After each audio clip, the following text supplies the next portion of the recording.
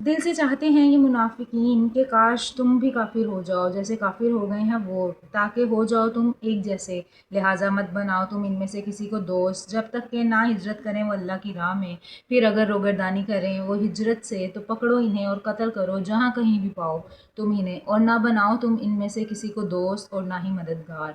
مگر وہ لوگ اس حکم سے مستثنی ہیں جو جام انہیں ایسی قوم سے کہ تمہارے اور ان کے درمیان صلح کا معاہدہ ہے، یا آئیں وہ تمہارے پاس کہ تنگ آ چکے ہوں ان کے دل اس بات سے کہ جنگ کریں تمہارے ساتھ یا جنگ کریں اپنی قوم کے ساتھ، اور اگر چاہتا اللہ تو غالب کر دیتا ان کو تم پر، پھر ضرور جنگ کرتے وہ تم سے، پس اگر وہ کنارہ کش رہیں تم سے اور نہ جنگ کرے تم سے اور پیش کریں تمہارے آگے صلح کی درخواست، تو نہیں رکھا ہے اللہ نے تمہارے لیے ان کے خلاف کسی قسم کا کوئی جواز۔